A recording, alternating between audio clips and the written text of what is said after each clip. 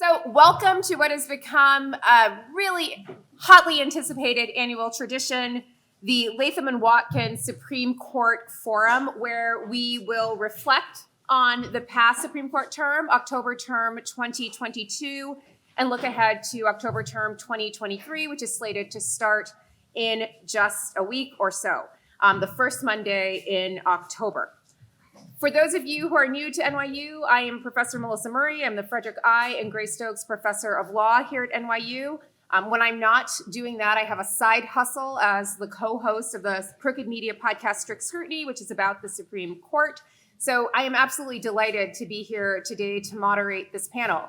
I will also note, for those of you who are 1Ls, not only is NYU a great place to study constitutional law, it's a great place to do so because there's just an array of different extracurricular events like this one. And this is not the only con law focused event that's happening at NYU today. Later this evening in this room, we will have another Life of the Law presentation hosted by Pulitzer nominated author Josh Prager. He will be in conversation with Sharon Frontiero, who was the named plaintiff in the 1973 case Frontiero versus Richardson, which interpreted the 14th Amendment's Equal Protection Clause to apply to sex-based discrimination, effectively reading women into the 14th Amendment. So it should be a really fantastic conversation.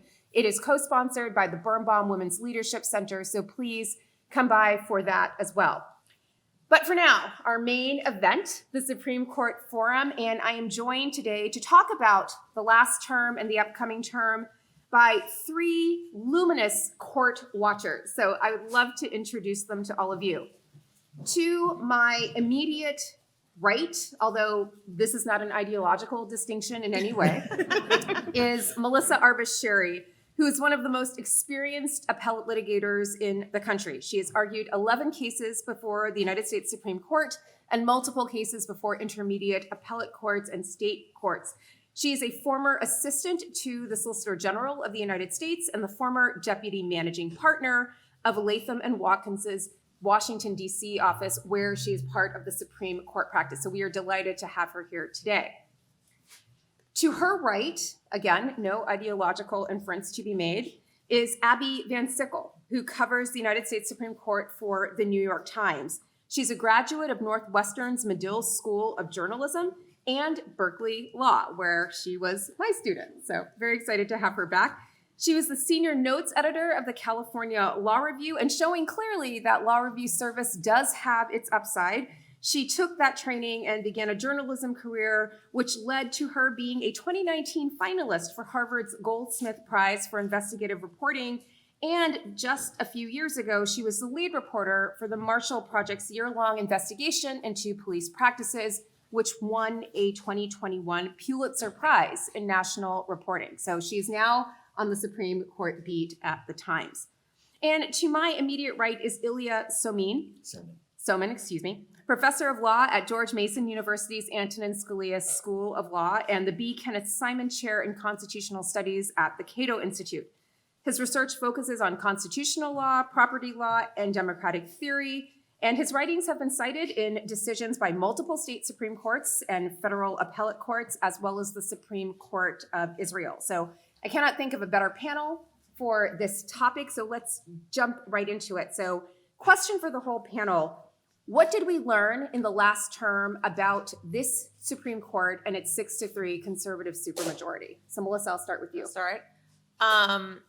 It is a powerful, I would say, supermajority, but not entirely monolithic. I think this past term, maybe a little bit less so than the prior one. I mean, there were some, it was a big end of the term, right? The final week or so of the term were really significant 6-3 decisions that were strictly along ideological lines, and they were big decisions: affirmative action, the 303 creative decision, and others. And so there were some really huge 6-3 decisions that showed that the majority is, able to make big decisions, not necessarily pulling all of their punches. And I think if you add that to last term with the big decision in Dobbs and gun rights and otherwise, I mean, there's a lot that has been done. And I think a lot we can expect going forward. The reason I say it's not monolithic is because there were other decisions this term, especially that didn't necessarily come out the way some would have predicted if you just assumed they were going to vote as a block. And so you had decisions like the Voting Rights Act decision, the independent state legislature and others that didn't break down along those same ideological lines where the three more liberal justices ended up in the majority. And I think if you kind of go through the decisions from this term, there's others that stand out where there's a bit more of a split. I actually think if you look, I think all of the justices, with the exception, I believe, of Justice Alito, at one point or another joined the three liberals in the majority. And so I think you can kind of break it down further, but there's no question, like the big decisions that came out at the end of the term were 6-3 in the way that you would predict. Abby, what do you think? Was this a sort of standard term? Were there pockets of unusual, unorthodox decisions that you took heart in? Yeah, I confess to being new to this beat. I started in March. And so I was, starting to watch the cases come in, and coming out of Dobbs, I sort of expected maybe solid predictions for most of the cases. The voting rights case I thought was quite interesting, and is a case that, I think we should all sort of focus on and think about what that might mean, because it did not show, a clear, unified, predictable conservative majority in every, major ideological issue. Can I follow up on that? The voting rights case was an unexpected decision, right? With the court 5-4 voting to uphold the VRA and to make clear that Alabama had violated the VRA in drawing that map. But we just saw Alabama go back to the drawing board and draw basically the same map. And again, they were struck down by a 3-judge panel, and then they subsequently appealed to the Supreme Court. And the court yesterday just said, again, this is wrong. What should we take from the fact that there is this outright defiance of the court's pronouncement in Allen versus Milligan? And what does the court's most recent pronouncement on Alabama's map mean going forward? I mean, is this a court that has lost its legitimacy? And basically, we have states acting in open defiance. I suppose that remains to be seen. It was really interesting to see Alabama bring the same case with a map that had slightly different boundaries, but did not have 2 Black majority districts, that they would bring it right back to the court. I'm assuming, expecting a different decision. We'll see what that means. I don't know what the takeaway is. What did you think of this term, Ilya? So I thought there were a lot of interesting and important decisions, obviously some important conservative decisions, but also some important liberal decisions as well, some of which have already been mentioned. The Voting Rights Act decision, maybe one of the 2 most impactful decisions of the entire term, given the impact on society, because experts estimate that this will probably net the Democrats 3 or 4 seats in the House of Representatives over the next couple of election cycles. And if you look at how closely divided the House is, that's going to be potentially significant. It might even make the difference over who has the majority in the House or who does not after the next election cycle or the one after that. Also, I thought Moore versus Harper, the independent state legislature case, was a very important liberal victory, if you want to call it that, although it does also constrain some skullduggery by liberal Democratic state legislatures, like in New York, as well as by conservative Republican ones. But the Republican ones were the ones most feared, I think, by observers in this area. And finally, Howland versus Brackeen, the Indian Child Welfare Act case. That issue doesn't quite break down on ideological lines in quite the same way as some of these others, but it was one nonetheless where it was mostly liberals that cheered the result and conservatives who decried it, and it was a pretty important case in Indian law. And finally, I would mention that this is a rare term where there is a big takings clause property rights case, one area I follow where there was actually a unanimous decision, Tyler versus Hennepin County. There was immediately about the issue of home equity theft, whether if you are delinquent on your taxes, the government can seize the entire value of your house and keep it, even if the amount of taxes that you owe is less. But it has an important broader implication. It goes way beyond this case, which is that they rejected unanimously the view advanced by many of my fellow law professors that property rights are just purely the product of state governments. And if that were true, then state governments can effectively reorder them any way they want and without getting takings liability. So it was, I think, an important win for poor homeowners and property owners and for property rights, and somewhat of a defeat for some of my fellow law professors. So, Ilya, you mentioned that there were some liberal victories and some conservative victories. I'll note that the liberals' victories seem a little more muted. So, for example, there's Allen versus Milligan, but as Abby's just reminded us, Alabama has been in open defiance of that decision. You also mentioned Moore versus Harper, which concerned the independent state legislature theory, where the court rejected the most extreme form of that theory, but nonetheless maintained that federal courts have a role and indeed an obligation to police state courts in interpreting state constitutions. Like, that doesn't quite seem like a liberal victory. And so does the sort of more muted aspect of these things in terms of progressive politics suggest that this is a court that has moved quite significantly to the right, and the Overton window between what is neutral and sort of in the middle really has shifted over the last couple of terms? So I think there's no doubt that a 6-3 conservative court is more conservative than the previous 5-4 court. I think that's pretty obvious. That said, while in these cases the liberal side didn't get every single thing that they want, in each case they got like 80 or 90% of what they want. And yes, Alabama tried to get around the case. I don't think that's quite open defiance. It's not quite the same thing as saying we're just not going to obey the case. They tried to weasel their way out of it, but the Supreme Court is not going to apparently let them weasel their way out. And sort of weaseling your way out, or trying to weasel your way out of Supreme Court decisions, is a time-honored tactic that various governments have tried to use. It's a bad thing when it happens, but it's not quite the same level as the massive resistance from the 1950s. And in the end, I That think by itself is a very extreme bar. Massive I resistance know, in 1950s. but nonetheless, that comparison has been made in the public discussion of this case, and I think there is an important difference between what Alabama did, or at least tried to do in this case, and what Alabama and other states did in the 1950s and 60s. That doesn't mean that what Alabama tried to do in this instance was right. It wasn't. They were trying to weasel their way out. It was just less extreme and massive than what happened back then. And moreover, it looks like Alabama is not going to get away with it. I was going to add, and unsuccessful. I mean, I think Yeah. that's maybe, a significant takeaway. We just found out that the court did what you would have sort of expected or hoped that the court would do, which is just, basically say, like, nice try, but that's not going to work. They did it, of course, in a, one-line order that says nothing, but there were no noted dissents either. And I think, in terms of open defiance, and this is not quite the same thing, but in the last, 5-10 years, right, there's been more attempts to go to the court on emergency petitions to kind of not follow what, back in my day was kind of the usual process of, you wait for there to be a circuit split, you file a cert petition, and you kind of go through that normal process. There's been a lot more action on the shadow docket and emergencies, and in part because they've sort of been successful, right? And so, when you're trying something new and you have success at it, why not kind of keep going back to that well?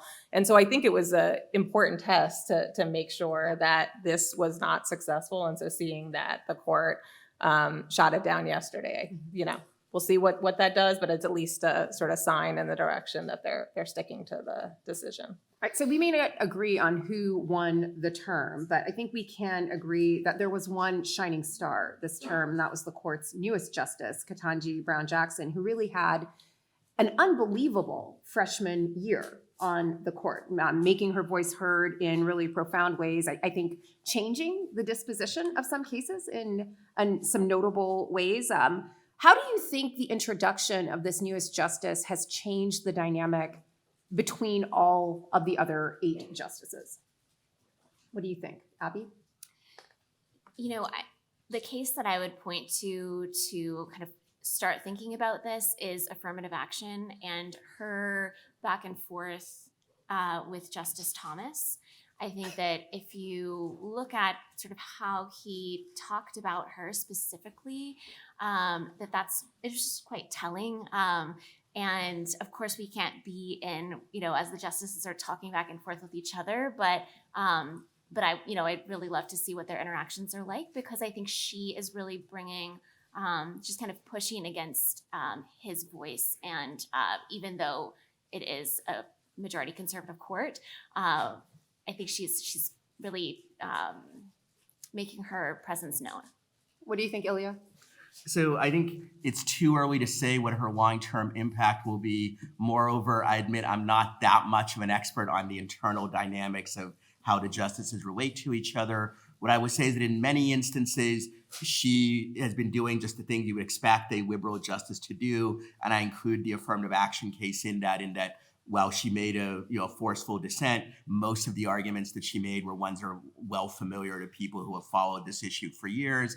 There are a few areas where I think she is meaningfully different from her predecessor, Justice Breyer. Namely, she's more of a civil libertarian than he is, more sympathetic to criminal defendants, civil liberties claims, and the like. And I think that's already reflected in a few cases that we could talk about, including her dissent in the habeas corpus case. That was a very strong one, and she was right there. And while in the short run that may have only a modest impact, she's going to be on the court for many years. The structure of the balance of power in the court might change, and so she might be a more important swing voter on some of these issues in the future, even if she is not yet now. So, Melissa, one thing that we have seen Justice Jackson do that I don't think we've seen other liberal justices do is to really harness the language and vernacular of originalism, but deploy it for quote unquote progressive purposes. And we saw this both in the oral argument for Allen versus Milligan and in the oral argument in the affirmative action cases. And she talks about, when she talks about framers and founding moments, she's thinking of this very ecumenically, which is to say she's not focused particularly on the Constitution's founding and ratification in 1789, but also on the ratification and enactment of the Reconstruction Amendments in the late 1860s. And she calls those who drafted and ratified the Reconstruction Amendments framers, just in the same way we typically call those who drafted the Constitution. So is this a new kind of intervention? We haven't seen liberal justices take on originalism in this way. I think we've seen it in those two cases you mentioned, right? Like in a particular area, and it was really notable because Allen was very early in the term. It was the first argument, right? Yeah, the first argument of the whole term, and so that was sort of her debut, and to have her up there, really engaging and digging into originalism, I think it made a mark very, very early on, and then to see it sort of throughout with the affirmative action cases and otherwise. I mean, she. I find myself wanting to say she's fighting on their ground, but I don't actually think that's right. I think she's fighting on her own ground and really kind of coming from a place of like, let's look what this was intended to do. Like, let's not pretend it's something it's not. We're kind of rewriting the history of how we got to where we are. And so if we're going to look at the amendments and we're going to interpret them, let's go back in time and look at the history and look at where they came from and interpret them accurately. And, sometimes that has been successful and other times it has not, but it is interesting to see. And I think she also, she made her mark early in that first argument, but kind of throughout the term, right? It's a lot of times when it's your first term as a justice, sometimes there's a slower start. You're kind of getting a feel for things. You maybe aren't going to be as active, or you're going to sit back and see, but both in terms of the arguments themselves and the decisions, I mean, she is quite active. I think, spoke the most at argument of any justice this term. And I think there's several other, maybe more than most terms, but also her decisions. She wrote a lot, both in the merits cases and on the shadow docket. And she even had a solo dissent. And that is a rare thing to see from a, freshman year justice. I also just wanted to note, we've been looking at Justice Jackson's appearances and choices outside of the court as well. And that's just something I think that is important to kind of think about in terms of where she's choosing to speak and what she's speaking about. She just spoke in Birmingham at the anniversary of the church bombing. And, we looked back to see other justices who may have, given sort of civil rights speeches or racial justice speeches, and it's very rare. And that's, coming in her first term is just, it'll be interesting to kind of see what other places she chooses to use her voice. Just a brief thought. In her confirmation hearings last year, Justice Jackson talked a lot about originalism, and at that time there was a debate: is she really interested in this stuff, or was she just telling Republican senators things that she thought they wanted to hear? And it's clear it was the former. She does have a genuine interest in these issues, and you see that especially in the affirmative action dissent, where she goes into this in a lot of detail, but also in some other opinions as well. It's not completely unprecedented. Justice Brennan and before him Hugo Black both also talked a good deal in various opinions about the original meaning of the 14th Amendment. So it's not completely unprecedented, but it's something that other sort of more recent liberal justices have not done as much. So it's interesting to see her do it. Obviously, there is sort of a liberal originalist movement in academia with Jack Balkin and Akhil Amar being leading representatives and some other people as well. So you could say that wing of legal liberalism now has more of a voice on the court than it did before, at least than it did for a long time. How much that will impact other cases in the future, it'll be interesting to see. All right, so I don't know how you all got here. I assume we did not give you private jets, but Bummer. but I think we know where I'm going with this.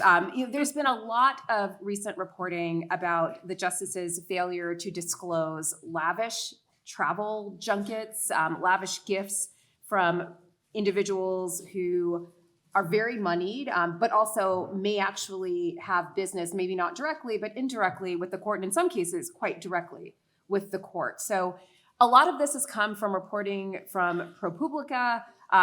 Some of it has been, I think, quite groundbreaking in a lot of ways. Most recently, there was reporting from ProPublica last week about Justice Thomas being in attendance at several Koch network fundraising events. And that's relevant to this term because there are a number of cases on the docket dealing with the administrative state, and the whole interest in dismantling the administrative state has been something that the Koch network has been very intimately involved with. So, Abby, one, you were not implicated by this because you just got on the Supreme Court beat, but I think a lot of people are wondering, and one of our listeners has asked, why wasn't this something that came out in the regular Supreme Court beat? Why did it take ProPublica and external investigative reporting to break this story? Well, kudos to ProPublica. And also, if anyone has any tips about the Supreme Court, please reach out to me right away. Yes, as Melissa said, I started on the beat just a few weeks before ProPublica's first major piece about Harlan Crow and Justice Thomas. And, it's been interesting I think even before that piece, there had been a sense, maybe post-Dobbs, that a view for journalists to kind of expand the way that we think about reporting on the Supreme Court. That rather than a focus on just the decisions, the oral arguments and the cases themselves, that looking at the ecosystem around the court was also really essential to understanding the court in the way that you would cover Congress or the presidency. Mm-hmm. And so I think there's been a shift that started before ProPublica, but they've certainly done really incredible work. And your colleagues at the New York Times, Joe Becker and Jodi Kantor, also had some really explosive reporting on the court and efforts to become closer to justices that certain networks were taking. So it's not just ProPublica, I want it to be clear. But Melissa, the Koch network is a really interesting new entrant to this whole milieu. And again, there are a number of cases that are coming before the court that raise questions that have been very important to Koch network dealings in the last couple of years. Among them is a case that we're going to talk about, Loper Bright Enterprises versus Raimondo, which is a direct challenge to Chevron versus Natural Resources Defense Council. Justice Thomas has apparently been at some of these fundraising events. He will be on the panel that hears this very significant administrative law challenge. Should he recuse himself? Yeah, so I'm going to duck this question and be honest about it, but I'm going to tell you my thoughts generally. So this has been a problem for some time, but the news that's been coming out lately is, there's a lot of it, right? There's a news story and a news story and a news story, and the justices are coming out and they're doing, they're speaking at various events and they're being asked about it. And some of them are starting to actually speak about it publicly. But still, like, nothing really has happened, right? Like, who knows what's going on behind closed doors, but Well, they say they're working on some kind they're of working on ethics something. code. Yes. But the difficulty is, like, I think, well, there's a couple difficulties. One is I think they very much want to self-police. They don't want anyone else policing them. But in order to self-police, they have to agree on something. And, there's 9 justices on the court. They don't all necessarily, my guess is, agree on what the right answer is here. And so I suspect that there is a desire to come up with something so that they can self-police and it doesn't, someone else doesn't police for them. But I think there's some difficulty in coming up with the right, with what the right answer is. And the one thing I will say on recusal generally, because there's talk about, lower courts have codes of conduct. It is a little bit different, right? If you recuse yourself in a court of appeals decision or in the district court, another judge just takes your place. That doesn't happen on the court. So if a justice is recused or justices are recused, it limits the number of justices that can decide a case, and they only take so many cases each term. They take them because they're important.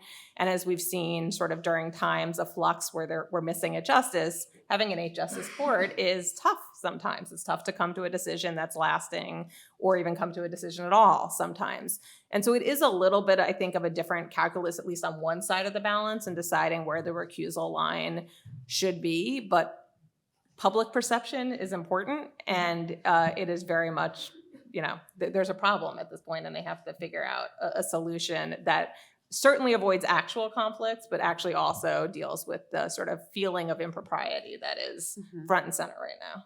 So to be very clear, we have seen some instances of justices recuse themselves in particular cases. So last term, Justice Jackson recused herself from the disposition of the Harvard affirmative action because she previously served on Harvard's Board of Overseers. In 1996, Justice Thomas recused himself from United States versus Virginia because his son Jamal was a student at Virginia Military Institute. So there is precedent for it, but you're right. The calculus is much different given that it's a 9-member court and there isn't a deep bench from which to draw.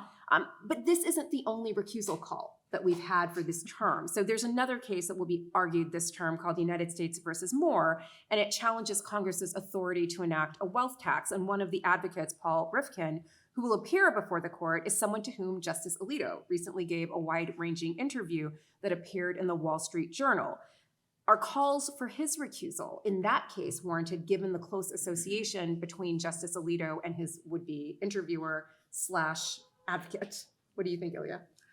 So Supreme Court justices have almost total control over their own recusal decisions. So in that sense, it probably doesn't really matter what I think about whether he should recuse or not. It's not like he's going to listen to me anyway. But for what it's worth, although I disagree with some of the things Alito said in that interview, and I've been very critical of him saying that Congress has no power to regulate the court's ethics, and he's just wrong about that. I think there's no cause for him to recuse for 2 reasons. One is it's not like Rifkin did Alito some great favor there. If Alito wants to speak to the press and get his views out, the media is going to cover it. If he wants to write an op-ed, any number of media sources could do it. So at most, you could say this is Alito doing something nice for Rifkin rather than vice versa, rather than Alito owing Rifkin something. And second, realistically, when you look at Supreme Court litigators who are there repeatedly, many of them are people the justices know, associate with in various respects. If the claim is that the justices should recuse in every instance that they have some prior personal connection with anybody litigating at the Supreme Court, that would be both a radical departure from past practice, and it would mean that a lot of justices have to recuse in a lot of cases. So it's reasonable, I think, to be critical of some of the things that Alito said in that interview, and I've been critical myself. I don't think he is ethically required to recuse in the case because he did an interview with Rifkin, and then Rifkin published some of the results or some of what he said in that interview.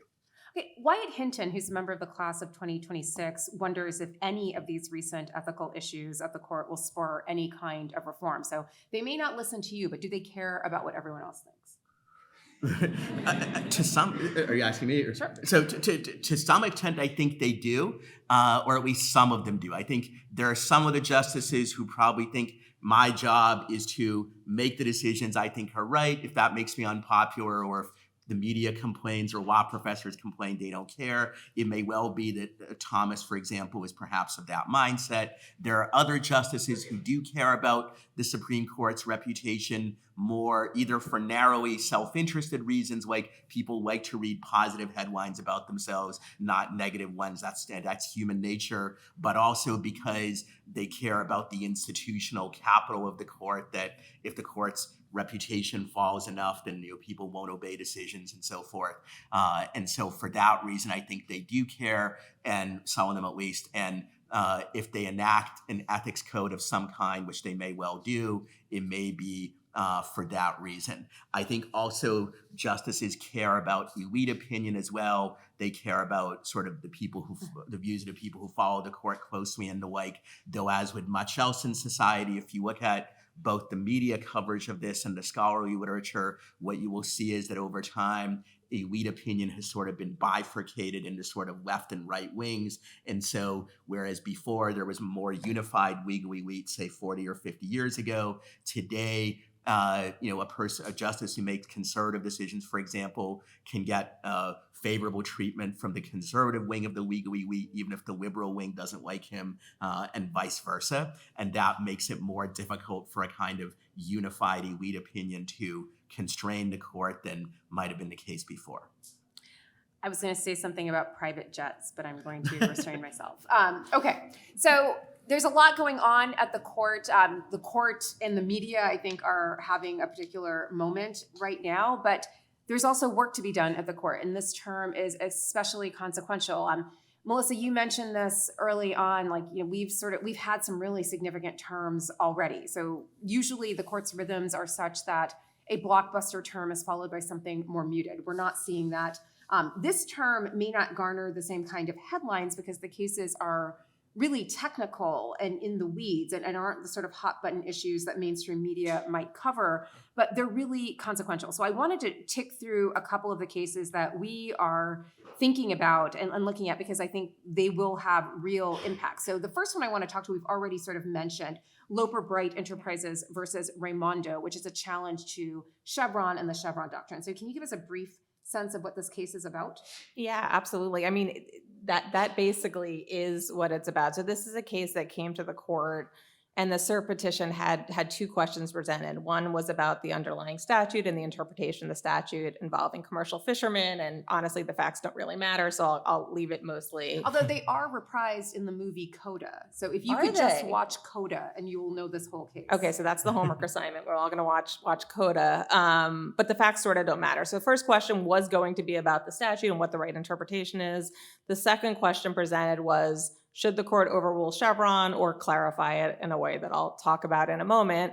And the court only granted the second question. So that's why I say the facts kind of don't matter. The statute kind of doesn't matter. This is a pure admin law question having to do with Chevron. So obviously the court granting a case on whether to overrule Chevron is a big deal.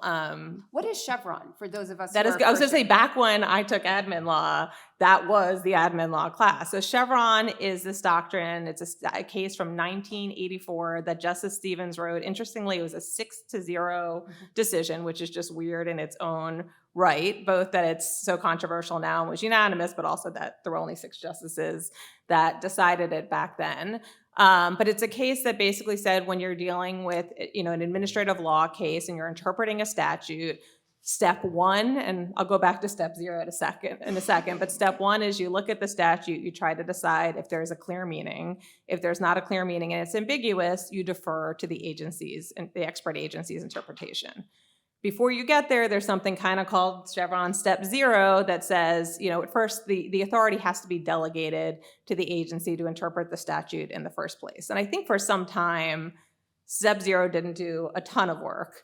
It's starting to do more work now, and I'll talk about that in a sec. So that's basically the framework that existed when I learned admin law a long time ago.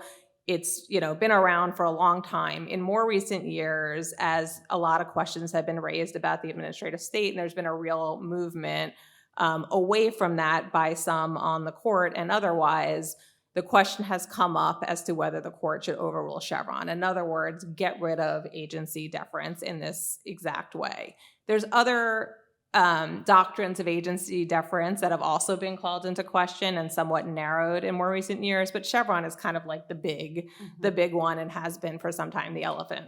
And so the question here is whether the court should overrule it or clarify it. And the concern, that some have that are on the overrule Chevron side is that this really just delegates a ton of policymaking authority to admin agencies that are not really, they're not in Article 3. They're not really, it's a separation of powers concern, basically, right? And so there's an argument that Chevron basically was just, wrongly decided that courts should be doing this, not agencies. And there's some on the court, including 2 justices, who have basically said Chevron should be overruled. I think Justice Gorsuch in, I want to say 2022, had a line in a dissent about, actually, I'm going to get it right. I'm not going to butcher it. It involved a tombstone. At this late hour, the whole project deserves a tombstone no one can miss.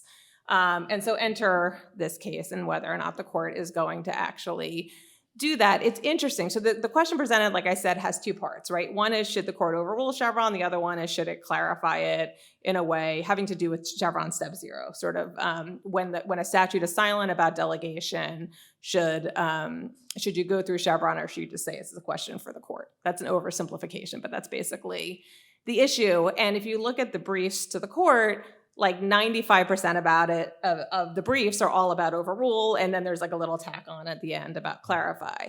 But I think there's a decent chance, I'm not going to predict, that the court maybe doesn't have 5 votes to overrule Chevron. Maybe it does. We should talk about that. But I think it's at least debatable. And this little tiny end piece about clarifying maybe where some of the action is.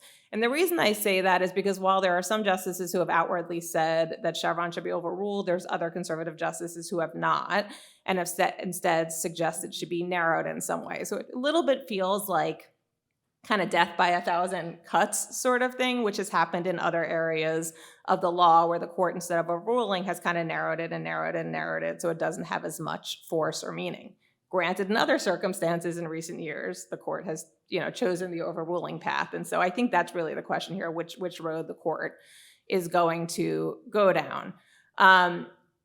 What is sort of interesting is Chevron step 2, when you actually defer to the agency, the court has not done that since 2016.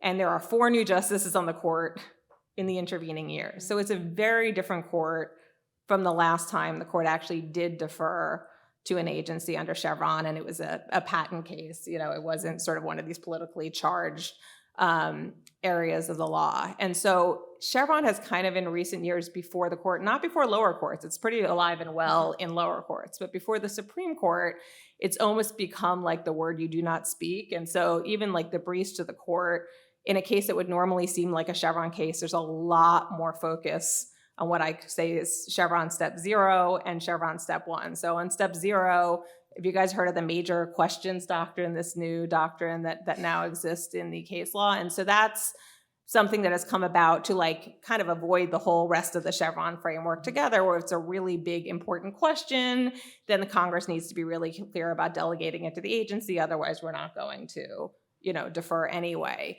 And so that's sort of taken a big role in the case law. And then at Chevron step 1, the rule is you have to go through every single tool of statutory interpretation before you even decide that a statute is ambiguous to begin with. And so if you throw everything into that, not as much comes out the other end where you have to defer. And so if you see the cases more recently since 2016 that involve statutory interpretation, they tend to go down one of those 2 roads, and the court doesn't tend to get to Chevron step 2, and the litigants seem to try to largely avoid Chevron step 2. So it's all coming to a head this term, and we'll see what the court does.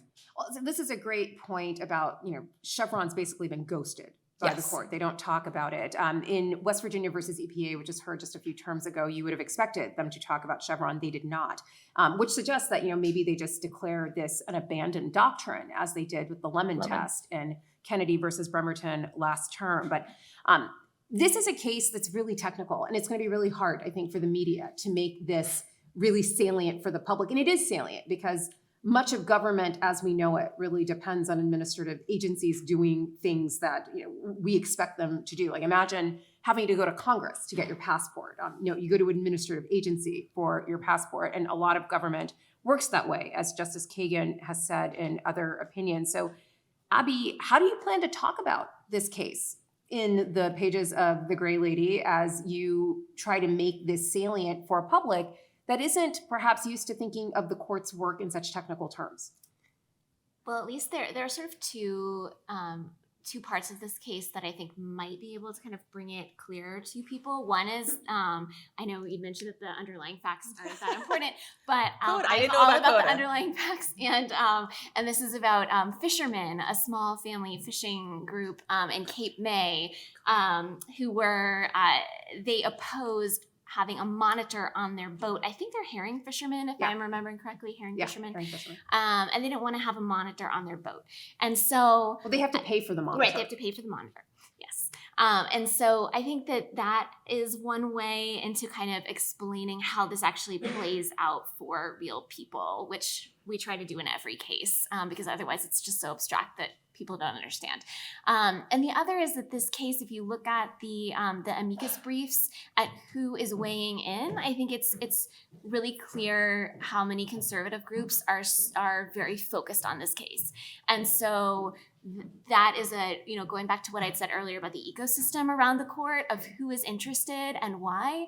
I think that's one way of trying to explain to the public that these cases, it's not just, some like dry doctrine that you don't know about. It's actually something that is, is drawing a lot of attention from a lot of groups with a lot of political interests that you might want to know about. So, Ilya, why do conservatives care so much about the administrative state? So I think there are different groups of conservatives, but I think they care for several different reasons. One is many more libertarian ones, they feel that this might weaken the power of regulatory agencies, and therefore that's one reason.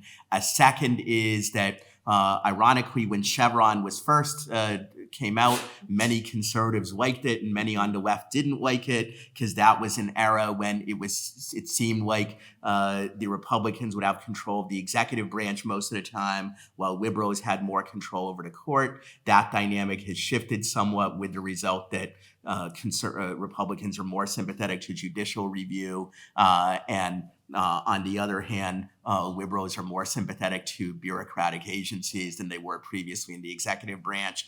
The actual Chevron case was the Reagan EPA prevailing on preserving a more sort of pro-market policy than was wanted by environmental groups who were challenging their policy. And ironically, the EPA administrator at that time was Anne Burford Gorsuch, Justice Gorsuch's mother. So the political valence of this issue. That is such a fun That is his fact. origin I did not story. know that. Yeah. Yes. So the political valence of this issue has shifted, but I think there's also a legal theory point, which is that interpretation of the law is the judiciary's job, not the job of federal agencies. And as Justice Gorsuch, not Anne Burford Gorsuch, but Justice Gorsuch put it, it is not the rule of law when the same statute without any change by Congress can mean one thing under Obama, then can mean something 180 degrees different under Trump, and then go back again under Biden. That seems utterly inimical to the rule of law. And it's also I think can't be finessed by the idea, well, it's just agencies applying their scientific expertise. The people who want to defend Chevron now, I think most of them did not feel like under Donald Trump, agencies were just applying their unbiased technical expertise, and it was all above board, and there was no political bias there. Pretty obviously, that's not what was happening under Donald Trump. I think it's also not what happens under most Democratic administrators either, though they perhaps are not as extreme as some of the Trumpists were in their disdain for the law, and therefore it's overruling Chevron for many people, including me, is desirable to protect the rule of law, even though I do not, unlike some on the right, believe that it will actually lead to the end of the administrative state somehow. I will merely point out that Chevron was decided in 1984. Prior to 1984, the U.S. already had a large and powerful administrative state. If you look in the states around the country, there are many, including some blue states like California, where there's little or no judicial deference of a Chevron kind, and yet those states have fairly powerful and active administrative agencies as well. So overruling Chevron, I think while it would be significant, it will not have the effects that some hope for and others fear of somehow destroying the administrative state. Okay, well, we'll watch this space. We'll also note that it's not just that conservatives as a bloc have sort of shifted on the administrative state. Justice Thomas used to be very much in favor of Chevron and has since moved, I think, along with these conservative elements to the right. So he is one to watch for a lot of different reasons in this case. All right, up next is another case, again, really salient one. This one is a Second Amendment case called the United States versus Rahimi. And at issue is a federal law that prohibits those who are subject to civil domestic violence restraining orders from being in possession of a firearm. So this comes from the Fifth Circuit, Abby. So tell us more. I believe you assigned me 2 Fifth Circuit cases. Well, that's a question by itself. Like, so much of the court's docket this term is coming from the Fifth Circuit, which is not having a normal one. So, that's worth talking about. So yeah, the Rahimi case is about domestic violence restraining orders, and it's interesting in light of Bruin. It's a guns case. Mr. Rahimi had been accused of assaulting his girlfriend. She received a restraining order against him, and under the federal statute, he was not allowed to have firearms. He and the months after was accused in, I believe it's 5 different shootings, and then he was convicted, and he is challenging his conviction. And the Fifth Circuit, in their decision in the case, they vacated his convictions. I believe their decision started out by saying, it's not about whether, I have it with me, so that I get it right here. The question is not whether prohibiting the possession of firearms by someone subject to a domestic violence restraining order is a laudable policy goal. Rather, they're saying that under the new test in Bruin, that this is unconstitutional, and that we need to look back at the history of whether someone in Mr. Rahimi's case, who he was not convicted of a felony at the time that he got the restraining order, whether he would have been part of a group of people who would have had their firearms rights removed, and so that's essentially the case. So the question here is about civil orders. So the court, I think most of its members on either side of the aisle agree that the Second Amendment rights of those who have been criminally convicted can be impaired or limited in some way. The question really is, can a state disarm someone who's not subject to a criminal conviction, but rather is subject to a civil order that then leads to a criminal conviction, in this case, for Zacky Rahimi? And the question specifically is how to think about the court's test from NYSERPA versus Bruin, which says that we must judge all gun regulations according to whether or not they are consistent with the tradition of historic gun regulation in this country. And that might be a real question here, because historically we have not had criminal prohibitions or even civil prohibitions on domestic violence, and we haven't had restraints on those subject to those orders being disarmed. That's right. I think that's one of the central questions about this case, is looking back at the historical record, since this is not this scenario wouldn't have happened at the time. It sort of invites historical citations from both sides, and the government is coming up with analogies that they think may convince the court, but it sort of remains to be seen. Okay. All right, so this is a big case. I mean, again, it's an opportunity for the court to clarify the test that it announced in Bruin. It also has, I think, real consequences for those who are the victims or survivors of domestic violence and for gun regulation more generally. There's another case that may be of interest to those in the room because it concerns social media. So Ilya in O'Connor Ratliff versus Garnier and Linkey versus Freed, the court is being asked to resolve a circuit split between the Ninth Circuit and the Sixth Circuit about individuals who are government officials who block users on social media from seeing their profiles, where their profiles are personal but nonetheless may be used in the service of government work.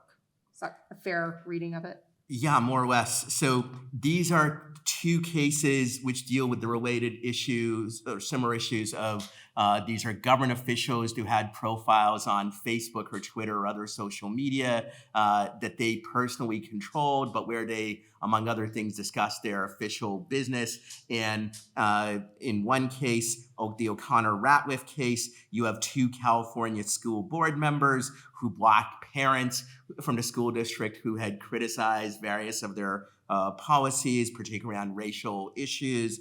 And then the other case, Winke versus Freed, you have James Freed, who is the city manager of the city of Port Huron in Michigan, and he blocked Kevin Winke, a resident of the city who had been criticizing his handling of the COVID pandemic and other issues. He blocked him on his Facebook account. You have a circuit split here with the Sixth Circuit ruling that the Mr. Freed's account was actually a purely private account and had no connection to his official duties.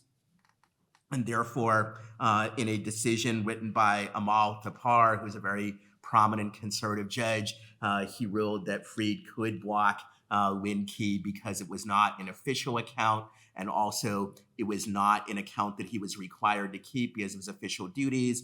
And on top of that, there was nothing about the account that the city manager could only do because of his powers as a city manager.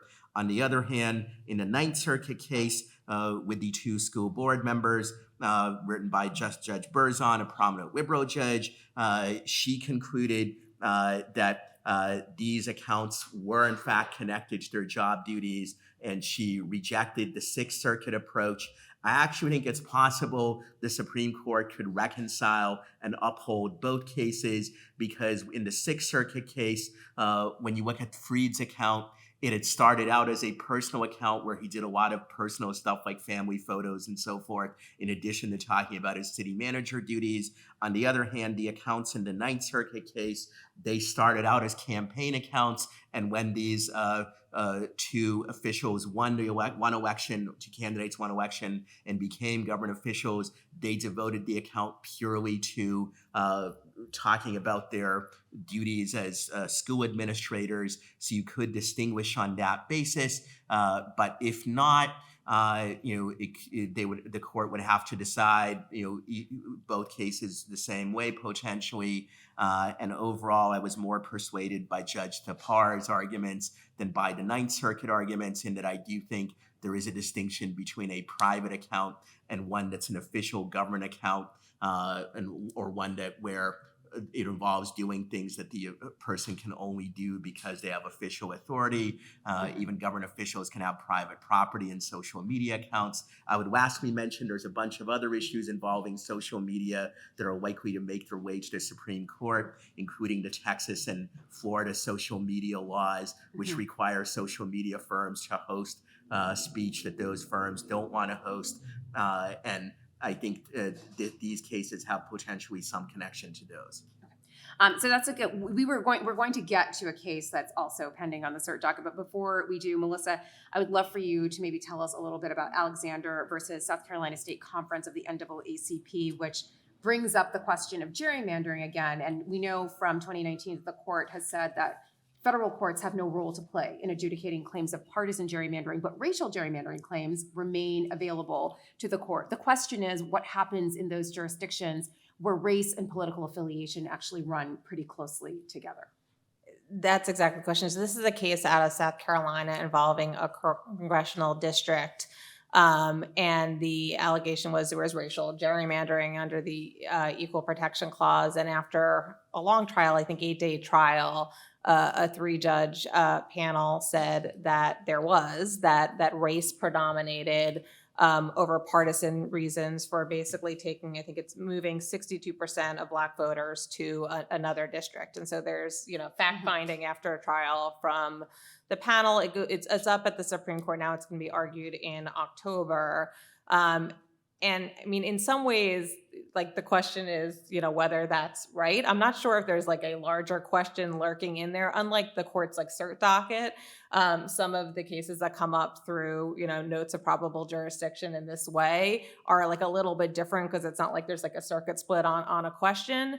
And so, since partisan gerrymandering is off the table, race needs to predominate in order for this to actually give rise to something that the court is going to look at and review. But the briefs and the issue, I mean, it's pretty facty, right? It's pretty, there was testimony, there's experts, there's algorithms, there's maps. And a lot of the briefs, at least on one side, are devoted to the standard of review, right? That there's fact finding, there's deference that is owed. And we had, the case last term, which was under the Voting Rights Act, different standard, not exactly the same thing, but the court decided to hear this case, I think in May of this year, about a month before it decided Milligan.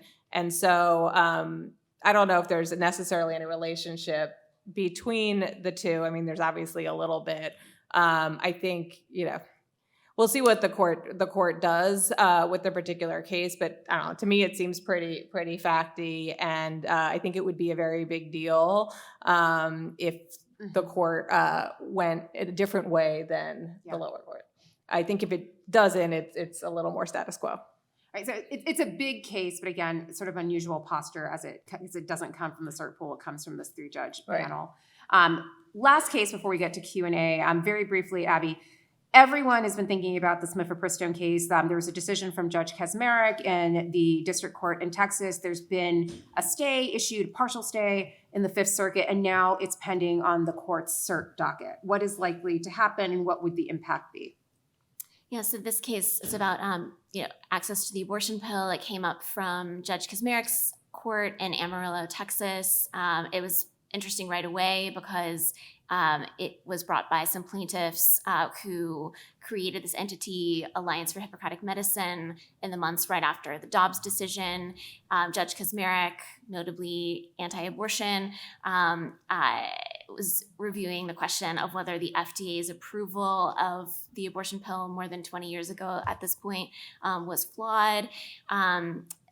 He decides that it was. It goes up to it's both on the shadow docket and to the Fifth Circuit. The Fifth Circuit, then the posture right now is there's a stay until the Supreme Court considers it. But the Fifth Circuit had said that they would basically freeze, they would keep the approval of the pill, but not the regulations that had changed after, I believe it's 2016, which is basically access to the pill by mail and telemedicine, which is a huge way that people are able to access the medication. So it would have really huge consequences for millions of people across the country.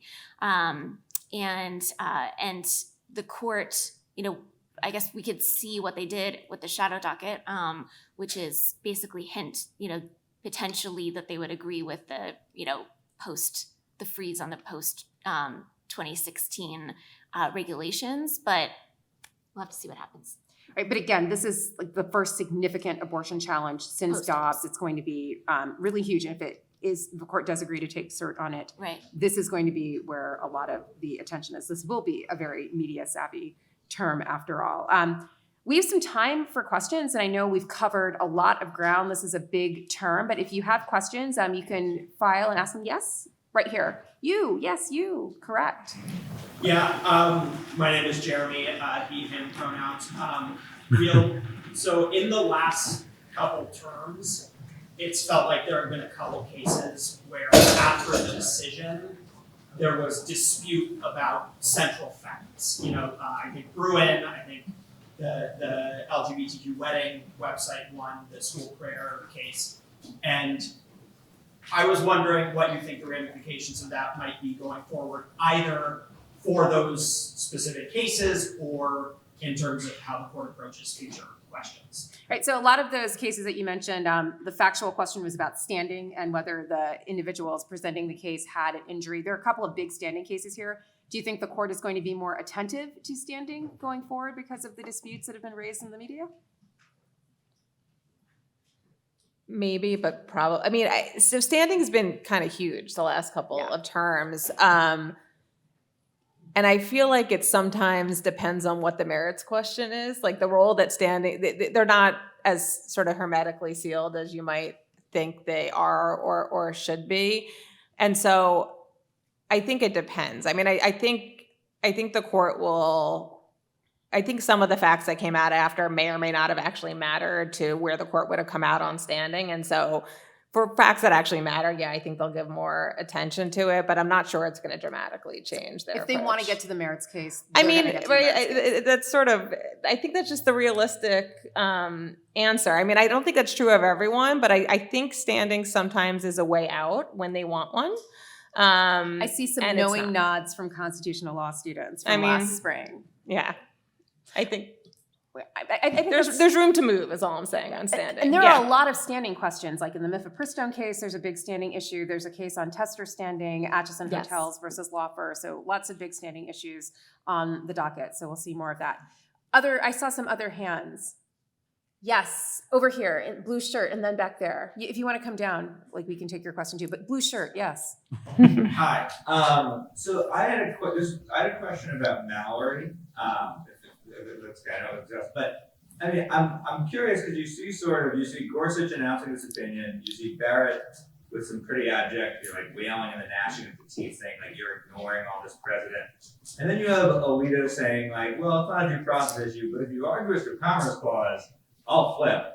Like, do you think that decision has sort of just been set up to sort of create an opening for this dormant Commerce Clause section and sort of has its own overturning built in? Oh, this is interesting. So the Mallory Yeah. case, like as one window shuts, is this sort of like a displacement effect? One sort of window of authority closes. Do other windows open up, or these invitations to pursue other doctrinal windows? Is that the question? Yeah. So I think Mallory is a fascinating decision where like we have no idea what it actually means or what it's practically going to mean on the ground until we figure out whether Alito's concurrence like has legs basically. But I don't think it's a shift to dormant Commerce Clause jurisprudence just because I think there's a lot of justices who don't like that jurisprudence at all. I actually think within the context of the dormant Commerce Clause, there's a lot of debate as to whether or not that kind of doctrine should exist, but maybe it's in the wrong place. And there's other constitutional provisions where it's better, where it belongs better. And the court, I think some justices have like raised that and some are willing to go down that road and others are just like, yeah, like it's something. And so we'll just kind of keep doing what we've been doing. So I think there is doctrinal displacement that may happen, but I'm not sure it's going to be towards dormant Commerce Clause as opposed to maybe away from it. And in the back over here, and then Ian, you come down afterwards. Yes, go. Thank you. You guys talked a little bit about the court's response to sort of ethical dilemmas that have come up in certain cases. I'm curious if the court has also expressed any concerns with the increasing characterization of the court as a political body. I mean, the fact that Chevron is seeing tons of support for its overturn coming from conservative interest groups suggests that the court is then a more reliable defender of those conservative interests than the executive branch. I mean, is there concern about this aspect of their public reputation? Right. So the question is, does the court care about its reputation? Does it care if people think that they are quote unquote partisan hacks? To TM Justice Barrett. What do you think? Abby? Ilya? Abby's like, I don't want to answer this question. I was going to answer, but I was going to copy you. I mean, I think the answer is probably the same about whether they care about the ethics stuff, right? Like, it's like, I think some justices care more than others, maybe, but I think they do care about the public reputation of the court. I mean, I think it matters in the abstract, but sort of to your point about defiance, right? Like, it matters. The court only has the power of people being willing to abide by its decisions. And so I think public perception matters. I think the chief cares very much about sort of the institutional perception of the court. And so I think a lot do. He wrote what was the student loan opinion, I think, where he Biden kind versus of, Nebraska. right? Yeah, where he kind of came out and said exactly, that. And so I think some very much care about how the court is perceived. I don't know that all of the justices care to the same degree. Ian? Yeah, I guess I'm just curious, considering sort of Chevron being in question, and the sort of upcoming and most recent cases coming up regarding the CFPB and sort of its funding mechanism. If maybe we see some sort of predictions about how in the last term they created some moderate off-ramp decisions, coupled with sort of really big, maybe more conservative majority decisions that are maybe more radical. Do you all sort of predict that there might be that same sort of kind of coupling of maybe more moderate stances in certain cases, perhaps with the CFPB or the funding mechanism okay, or with maybe more radical decisions? Like, is that maybe something we can start predicting for kind of how they couple decisions in the future? So last term, Ian identified some decisions like Allen versus Milligan or Moore versus Harper, where the court sort of, gave some meat to the liberals in order to perhaps pave the way for more decisive conservative victories on affirmative action and others. Might we see similar pairings? Like there are 3 major administrative law cases, a challenge to the SEC's enforcement mechanism, a challenge to the CFPB's funding structure, and then of course the Chevron case, Loper Bright. Could we see some movement? Like maybe it's okay for the CFPB to be funded in this way, and it's okay for ALJs and the SEC to do their work if we can overrule Chevron? Is there a compromise kind of going on here? What do you think, Ilya? So I don't know what they're going to do, but I think it's probably a mistake to think, well, they made some liberal decisions they didn't really want to make just so that they could look compromising or whatever. I think there are just genuine disagreements within the conservative majority about certain issues that we see reflected in these cases. I think also it's very easy to say like the decisions that we like are moderate and reasonable, whereas the ones we don't like, they're radical and crazy. But in reality, I think virtually all of these decisions, with rare exceptions, are well within the scope of sort of mainstream legal thought of the last several decades. It is not radical and crazy to think that diversity-based affirmative action is unconstitutional. That's been a very common position out there for many years. It is not radical and crazy to think that Chevron should be overruled. It has been criticized, including initially by a lot of liberals for many years. So I think what we probably will see is some cases where conservatives prevail and other ones where they don't. But I think a lot of that has to do with particular justices' views about the particular issues at stake, rather than some grand plan to have like some cases go one way and some cases go another. Though it is possible that the case selection may sometimes be influenced by that, because the court does have control, almost total control over its own docket, and in that respect, it's different from virtually any other federal court. And it's worth noting, for your point, Ian, with the court having discretionary control over its docket, it gets to pick what it wants, and the 6-3 conservative supermajority makes a huge difference here. The rule of 4 is what's used to pick cases. You need 4 votes to grant certiorari. You need 5 votes to decide a case. In the past, when there was a 5-4 conservative bare majority, they had to be more choosy about what they picked because they weren't sure where the 5th vote was coming from.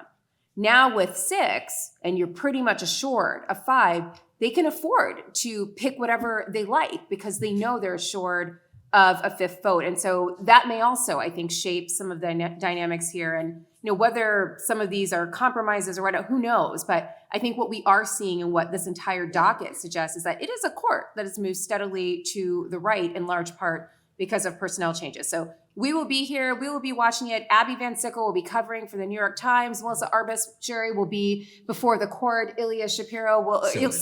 wrong Ilya. So many Ilyas. Ilya Soman will be covering it in his writing. And we, of course, will be here at NYU talking about it as well. So thank you for joining us today. And we welcome your questions. We'll stay for a little bit. Thanks so much for joining us today.